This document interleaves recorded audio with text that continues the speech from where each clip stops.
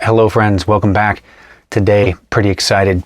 We're going through another demo formula from FrederWorks. Today, it's a formula based on M7, YSL's 2002 release, I believe when Tom Ford was the creative director. And I've not smelled M7, so I don't know how close this is going to be to the original formulation. I do have M7 Oud Absolu.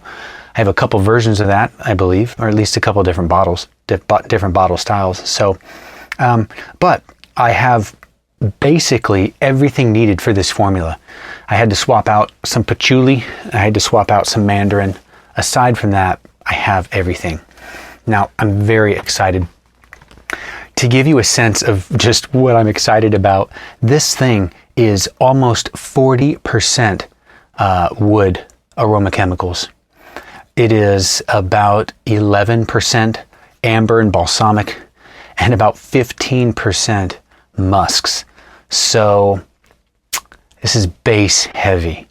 And, we've got a little citrus, a little bit of florals, to beef it up, to brighten it up. But I'm expecting this just to be wood heavy. And I'm really looking forward to this.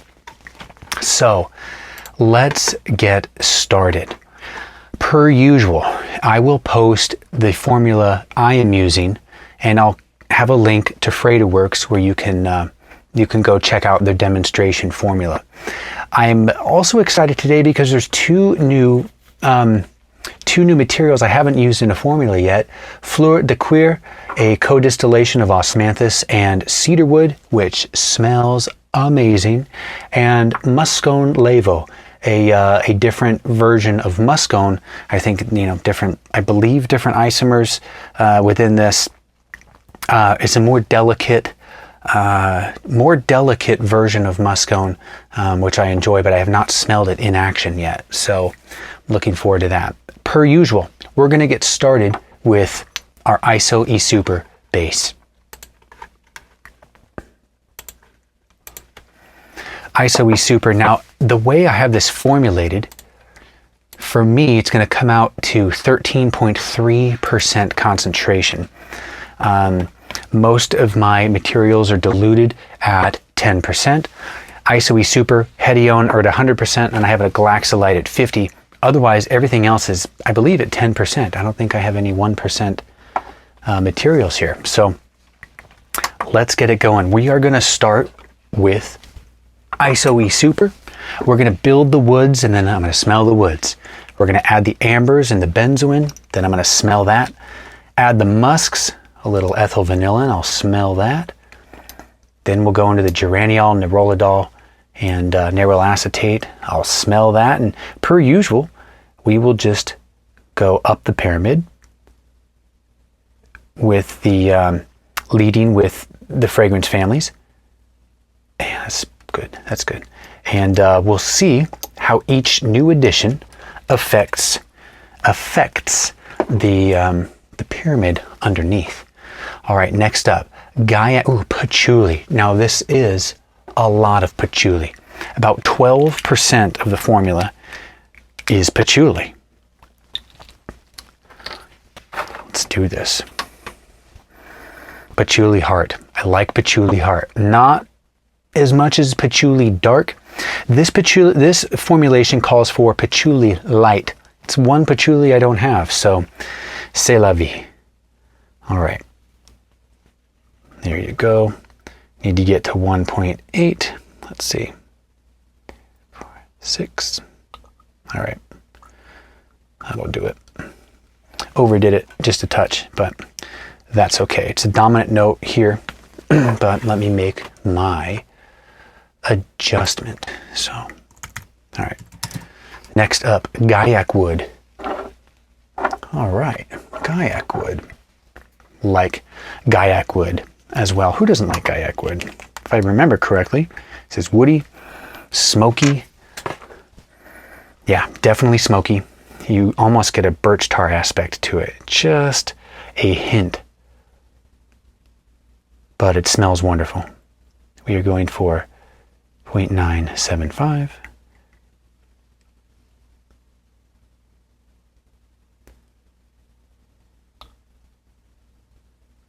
Spot on. Okay. Next up, what do we have? Let's do the Fleur de Cuir. Smelled this for the first time. Ooh. And I absolutely love it. I cannot wait to explore this this aroma, or this material. All right, 0.675 in this particular batch. My batch is going to make about 11 grams of diluted fragrance.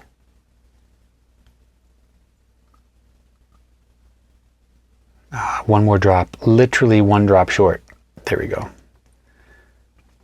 Perfect. We got two more. Vetiver Bourbon and Gurjun Balsam. Let's do the Vetiver first. Vetiver Bourbon is a wonderful vetiver. It's dark, it's rich. It's not as bright as, say, Haitian vetiver.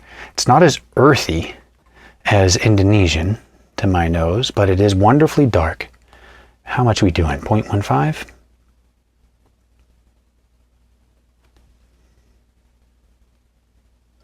There we go. All right, last up, the Gurjun Balsam. Come on.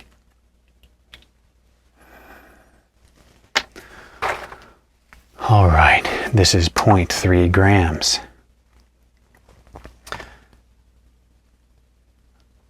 Another very nice balsamic note. Woody balsamic note. Going a little slow on this one. I don't want to overdo it. All right. Our woods are ready to be sloshed around and then put on a scent strip. We'll put it to the side to relax a little bit. We'll put woods. This is number one. Let's give it a shake. Already we got a nice color going on. Yeah, that looks good. Now here we already have 40% of our juice, roughly. Patchouli heavy, I'll give that a moment. I'll give that a moment to chill. So next up, we are going to do the ambers and the benzoin. So let me write that down. That's going to be number 2. We've got Labdanum, Ambroxan, Copaiba Balsam, and Benzoin. Let's start with the benzoin. Let's start with the odd man out. Pretty good amount of benzoin. This is Benzoin Siam at a 50% dilution. I further diluted it. I made a 10% of that dilution, so this is a 5% benzoin in alcohol and benzyl benzoate. So 0.9, absolutely love Benzoin Siam. It's one of my favorite materials. It's sweet, vanillic, of course, balsamy. A little, what, is chocolatey the right word? Oh yeah, it is absolutely amazing. I smelled for the first time recently Tolu Balsam. Finally picked up some Tolu Balsam and was just tickled. It smells to me a lot like Benzoin Siam, so I'm going to need to do some work in learning those materials and differentiating them. Now Copaiba Balsam, I actually need to become more familiar with this, so I'm going to dip. Whenever I have an ingredient that I'm less familiar with, I always like to do a little scent strip and just remind my nose what it is I'm dealing with. Some of these I'm very familiar with, some of these I'm not. So Copaiba Balsam, only 0.225.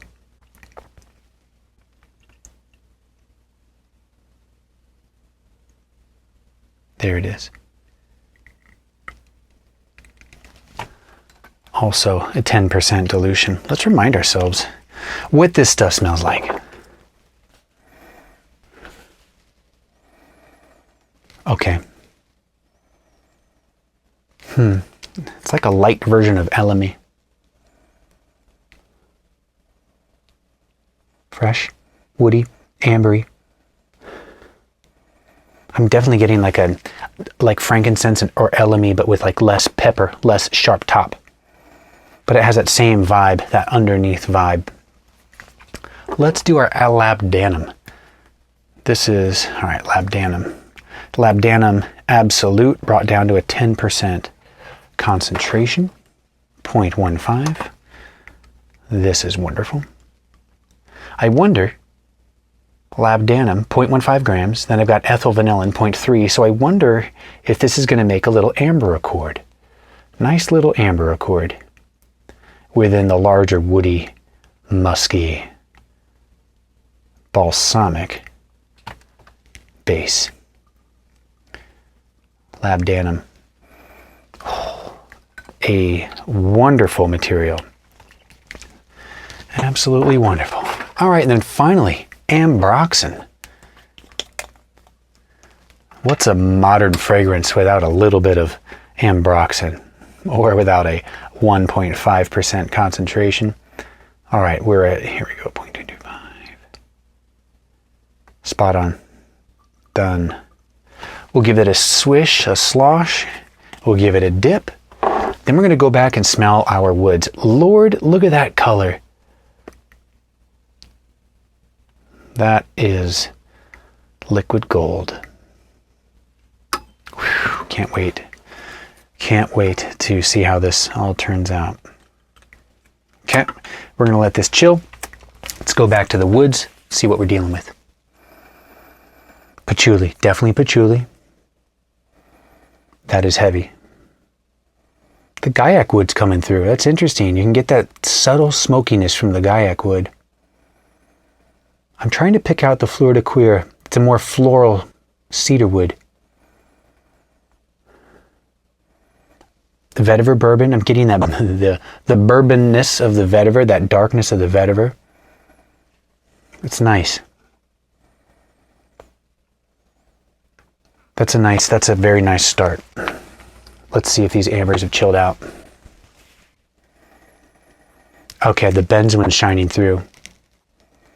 I won't say it's overpowering it because it feels balanced, but that benzoin is adding a very nice, sweet benzoin Siam. If you know that note, you know that note. Just take patchouli, vetiver bourbon, and then with a smooth blend of benzoin, that's what I'm getting a lot of. Oh, we are off to a good start. Next up, musks. This thing is 15% musk, and there's a musk blend here. We got Muscone Laevo, we've got Ambrettolide, Cashmeran, which you could call an amber, or at least I think IFF classifies it as like somewhere between amber and musk.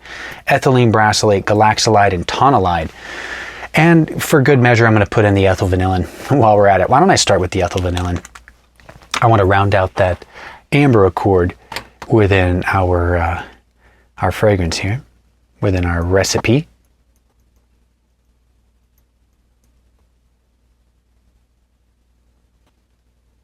Good, spot on. Ethyl Vanillin's so nice. It's like a more candy version of vanillin, where vanillin just smells like vanillin. Ethyl Vanillin smells like vanilla frosting to me. It's like a very sugary vanillin. All right, Galaxolide 50. Let's do this thick stuff. This is going to be 0.105 grams at a 50% dilution. Sticky, sticky stuff. Done.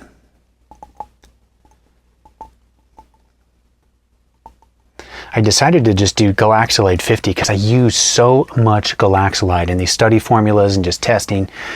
So I figured big bottle, high concentration, that'll do it. All right, Muscone Laevo, 0.3.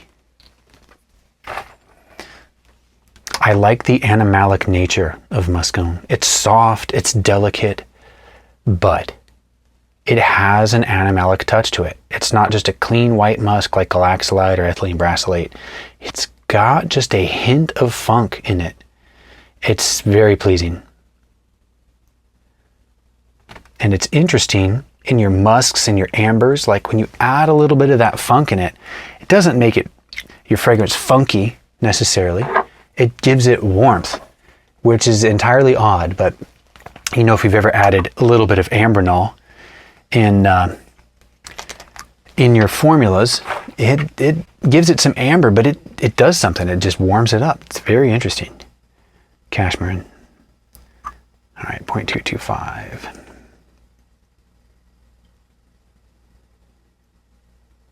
Cashmeran, a wonderful, absolutely amazing. Oh, you could wear this on its own. It's that good. I wonder what the Grossman Accord would smell like, but with Cashmeran instead of Galaxolide.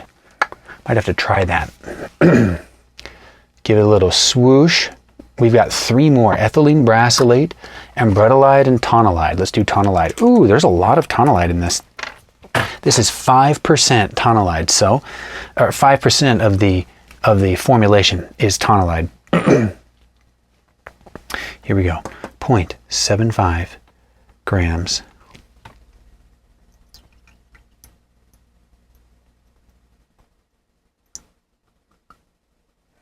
Almost there. Just a little more.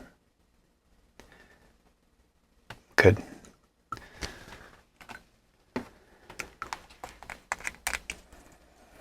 Ambrettolide, a wonderful, clean, sweet, delicate musk. 0.15.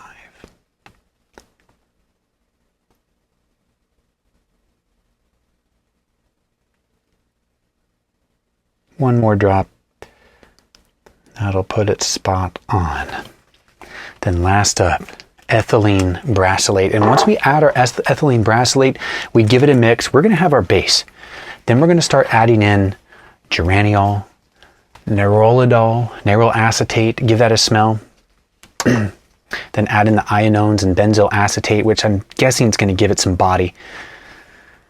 Ethylene Brassylate, 0.225.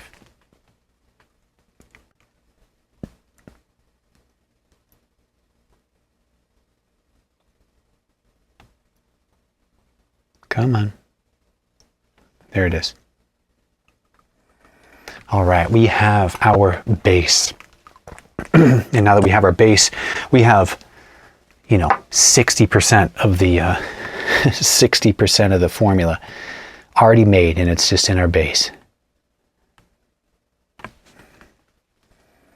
That color is just wonderful. Absolutely wonderful. All right, let's get a scent strip ready. Musk number 3.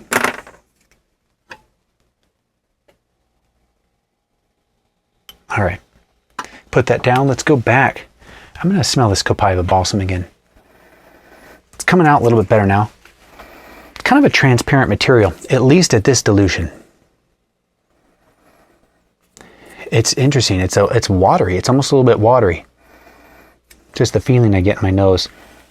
All right, thank you. Woods. Still getting patchouli, that dark bourbon vetiver. Touch of Guiaiacwood's coming through. Still not getting that Fleur de Cuir. I need to try that separate and then add it in, see what effect it has. Yeah. Amber benzoins, warm it up, sweeten it up. Give it a nice, rich, very nice, rich feel. Adding the musks, another 15% of the total formulation in musk. Oh, that gives it even a nice, sweeter, deep base. It's like it amplifies. Everything we just did with the woods, the ambers, and the benzoin, the musks just amplified.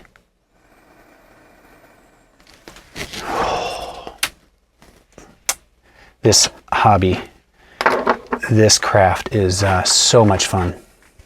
All right, friends, let's move on to what I call the red roses, or the red florals. I have my florals into a few different categories. Rose and other. I have white florals like jasmine, lily of the valley. and then iris, you know, violet iris notes. But in the red florals, that also includes well, I probably need to update my floral categories, because I have like stuff like ylang ylang and like gardenia in the florals. But gardenia and ylang ylang are very different than rose. So I should probably split those up. But anyway, when it comes to this, after the musks, after the base, the first thing I'll typically do is add in, if it has geraniol, rose, geranium, geranyl acetate, that kind of stuff, I will add that in, because I've noticed that these materials really give it body. It gives without it, you don't have a perfume. You don't have a fragrance.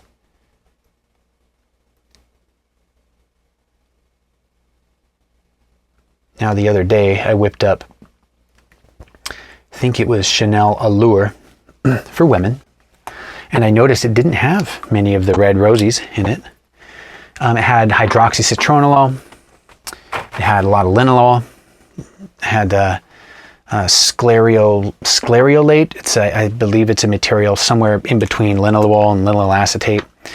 And it added a nice, you know, it really added, it complemented the vanilla very well. But then you add in some benzyl acetate, it gives it some meat, you know.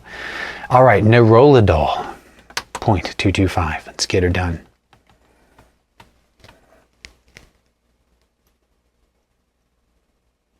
If I remember Nerolidol, I'm thinking Pez.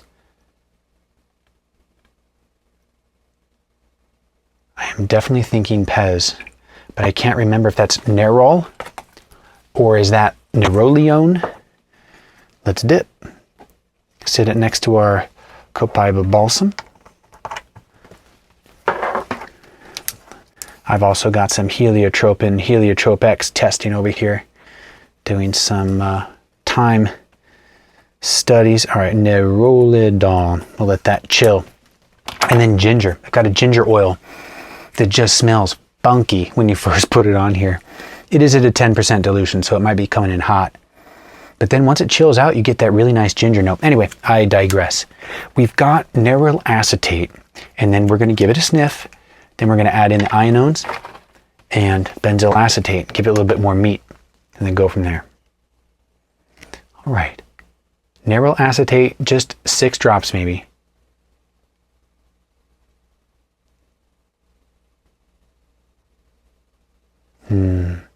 Six and a splash, I'll say. 0.75 grams. Ooh, that was spot on. Good job, Brian. Good work. All right, let's put red. I just need a reminder as far as where I'm at in the process. Now, what I like about this process, because I do this for every single formula that I study, it just gets me in a habit of understanding how some materials affect others. Now, one of these days, I'll have to switch it up. You know, don't start with the base. Maybe start with the core. Start with the florals, the jasmine. Then add the ionones, and then add the roses, and then see what that core smells like. Then add in the base to see how that supports it. You know, it's just all a part of the learning process.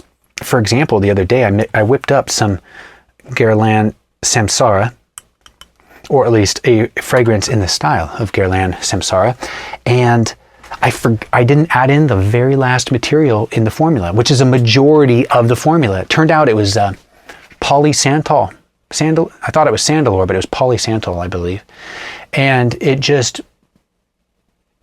gave it substance. It was amazing to smell an already good perfume, and then you put, it was like a 25% concentration of sandalwood material in there, and it just gave it some heft. It was just wonderful. Let's see how our musk's doing. All right, so here we have the wood base, we have the ambers, the balsams, and the musks. And what's interesting is that darkness from the Vetiver Bourbon and the Patchouli and the Guiaiacwood is still there. And it's complemented by the Benzoin. And then it's supported by the ambers and the musks. But you can still feel that core of that dark Vetiver Bourbon, the dark Guiaiacwood, and just that patchouli vibe. All right, let's smell the geraniol.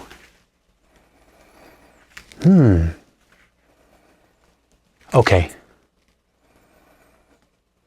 It's 90% the same as far as the ambers, the musks, the woods. And on the very top 10%, you're giving it that rose, that sweet rose, sweet geranium. Almost as if you're giving it a rose note or a geranium note, but you're not actually putting geranium in it. That's what that smells like. It's wonderful. Absolutely wonderful. Now this, as a percentage of the rest of the formula, is 3%. So 3% of this entire fragrance is in geraniol, nerolidol, Neryl Acetate. Let's remind ourselves what nerolidol smells like. Not Pez. I was thinking of a different one then. It's a little waxy. Almost aldehydic. I wonder if this is bad. I'm gonna need to revisit this because I wasn't expecting nerolidol to have that bright, waxy-ish. It's floral, but it's I don't know if that's off. I don't know the material well enough. So that's another issue. I don't know it well enough. But I'm gonna make note of that. Okay, we're moving on. Ionone beta, methyl ionone gamma, and then benzyl acetate. I want to do the benzyl acetate first. There's not much, but if you know benzyl acetate, you know benzyl acetate. You know what this does. There's not much. 0.5% of the formulation. Maybe 5 drops, 5 drops is what it is. That is perfect. It definitely gives body to florals. A lot of body. All right, beta ionone. I much prefer beta ionone to alpha ionone. Alpha ionone, to my nose, is just a little too floral, and paired with like rose and jasmine, it just takes me back to the 60s and 50s as far as that old style, that old style of fragrance. 0.225. Beta ionone is that nice ionone smell. Perfect. But just a touch woodier. Not quite as, I don't know, I get like a deep fruit vibe. And then methyl ionone gamma. Whew. This is nice. This is nice. I recently had one of my ionones go bad, and then I knew exactly what was bad in my Millésime Impérial because I purchased a bottle on eBay, and it was someone I'd purchased from before, so I trusted them very much. But I got this bottle, and top notes were off, or at least one of the top notes were off, 0.5, and after 10 minutes of it on your skin, it died away. So if I ever wore it, if I wanted to wear it, I just have to be by myself for the first 10 minutes. But I knew it was bad because I know what the fragrance smells like. And then one day I open up a bottle of one of my ionones and I smell that exact thing. And I'm like, okay, there it is. All right.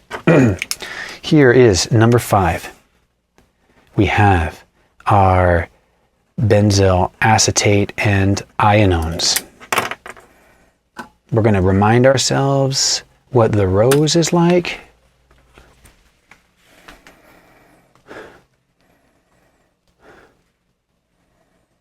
Yeah, same beautiful base, slight geranium on top. Let's give this a second. Okay.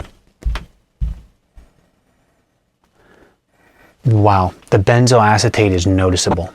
I love how it supports the geranium, the geraniol, the nerolidol, and the Neryl Acetate. I love how it helps to accentuate the ionones. All right, so I'm going to try to remember this ratio. We have 1.5, well, take it, 1.5 ionone beta, 3.5 methyl ionone gamma. So that's 5. 5 ionones to 0.5 benzyl benzyl acetate. So we're talking about a 1 to 10 ratio of benzyl acetate to ionones. 1 to 10, okay. And on top of that, there is 2, 3.5, 4. So a 1 to 8 ratio to the geraniol, nerolidol, Neryl acetate.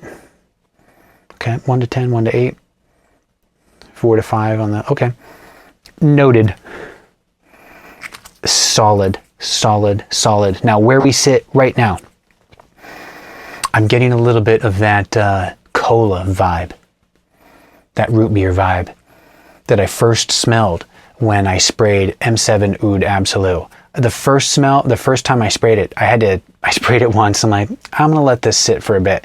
I didn't wear it for a couple more weeks. I let my brain get used to it. Then I sprayed it again, got more used to it, and now I love it. But at the time, I'm like, this is new.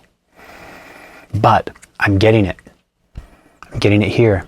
So it smells like it's a combo of that nice wood, musky base with Benzoin Siam. And then we have, on top of that, some geranium, some ionones, and a little bit of benzyl acetate. And we've got something getting very close to root beer. Whew. That is lovely. Next up, friends, we got rosemary and clove.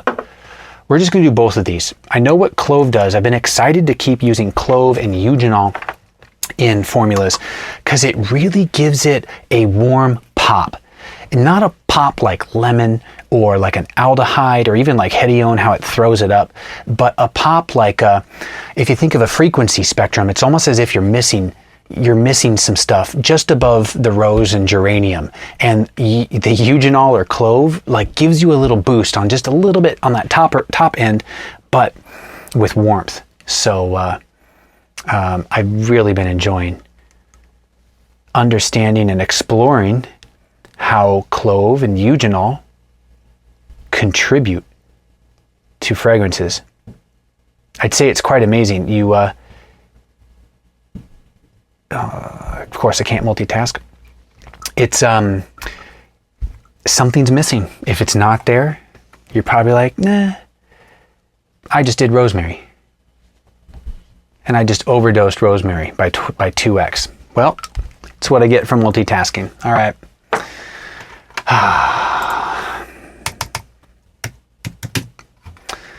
It's all right. Hopefully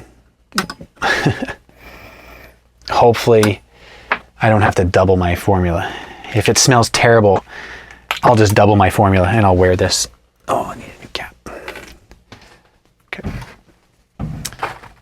Dang it. All right, now we have clove.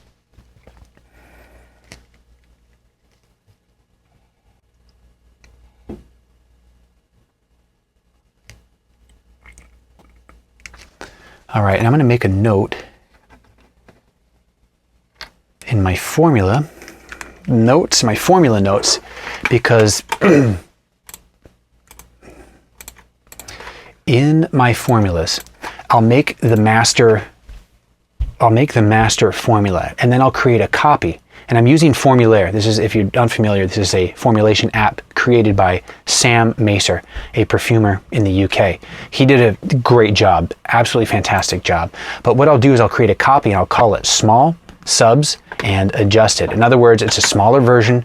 I'll have substitutions, which I highlight, and then actually I gotta highlight this, and then I'll adjust. I'll actually put in what I actually put in the formula.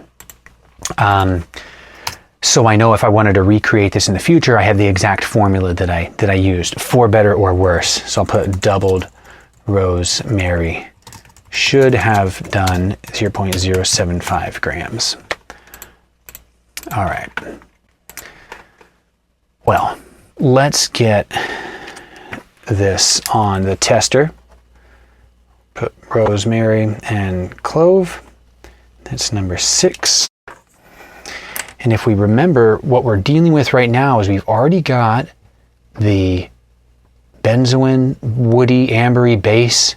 We got some geranium, some nerolidol, Neryl Acetate, and then some ionones and benzyl acetate, and we've got this wonderful base. If you smelled this, you might go, it's pretty close to M7 Oud Absolute. Again, I haven't smelled M7. So I'm interested to see what happens when we add the rosemary and clove. I guess I'm expecting a little bit more warmth, a little bit more brightness and aromatics.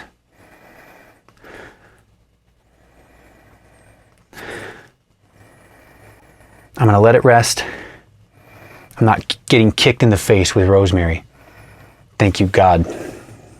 Thank you, God. All right, next up, we have bergamot and Mandarin. I don't have Mandarin green, I have Mandarin yellow. So this is going to have to do.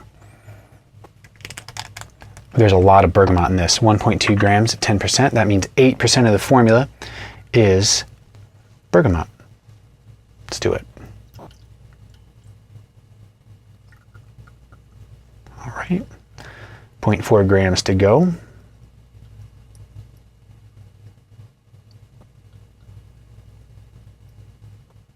Done. Bergamot. I've seen bergamot at like, you know, in some fragrances it's 30% of the fragrance, and you wouldn't even, and it just blends right in. It's like a miracle ingredient. Absolute miracle ingredient. Gives it some brightness, a little pop, but it doesn't conflict. For some reason, just doesn't conflict with a lot of other materials. All right, 0.225.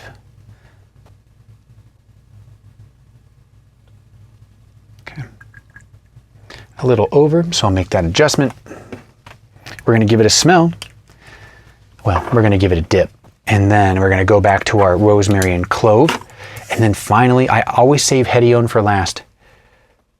All right, this is citrus. This is number 7. And then we'll get our Hedione strip ready.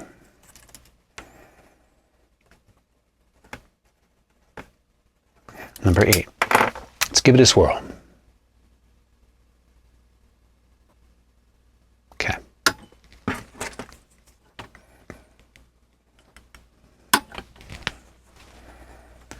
Let's go back to the rosemary, clove.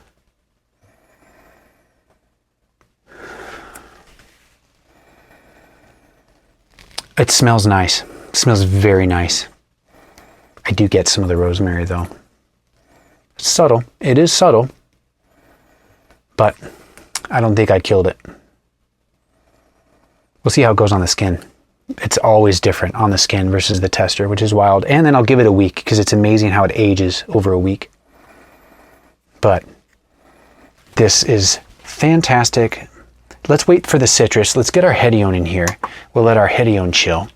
So Hedione is almost 12% of the formulation here. It's 0.175 at 100%. Okay. Good. Make note of my adjustment here. Give it a swirl because that Hedione needs a second to mix in. Yeah, it's going to need a second, I think.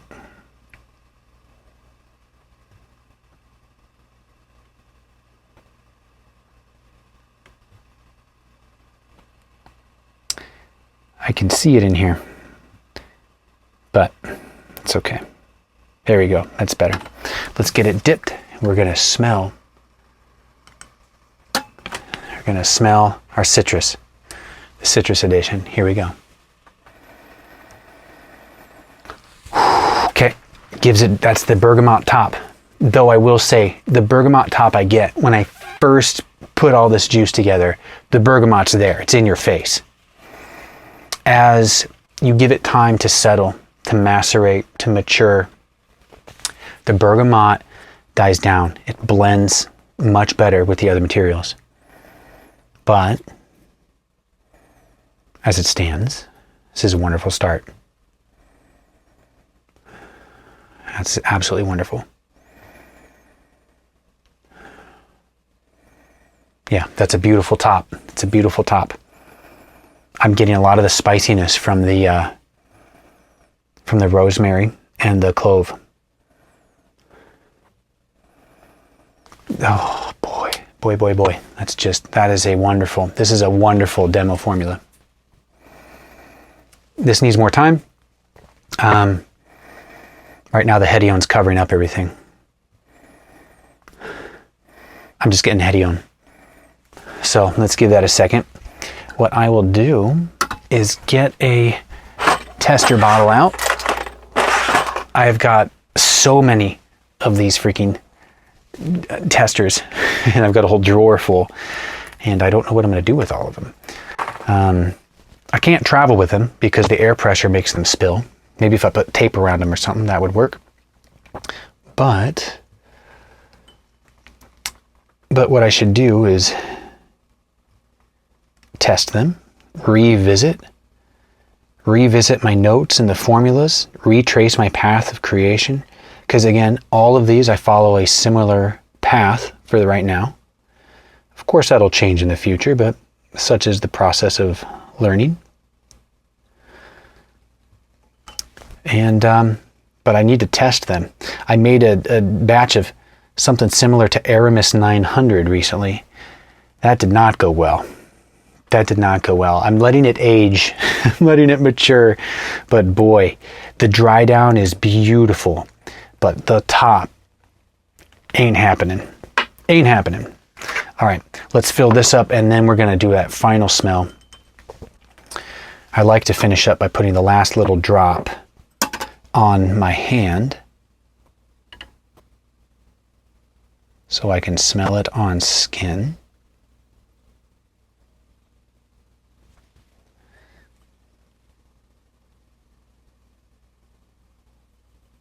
All right, let that chill. Let's smell it off a strip. That's more like it. That's more like it. The Hedione's died off a little bit. I'm getting that nice bergamot top, and then it gets right into the clove and the root beer. It's wonderful. Absolutely wonderful. I think this is going to be really nice. After I let it chill out for a week or two, I think that's going to be absolutely solid. Absolutely solid. Get a cap for this. I got to get a label, and then we're going to smell it on the skin for a final eval. Oh, the top dies down. Maybe my skin just absorbs it, burns it off, but you don't get that kind of the, I won't say smack in the face of Hedione and bergamot, but on the skin, the top note is warmer, allowing the beef of the woods, musks, ambers, and the light florals come through. This, solid, absolutely solid. I would encourage you to give this a try.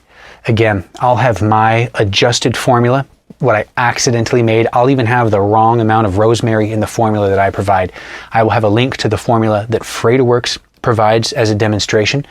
And happy blending. Thank you for joining me.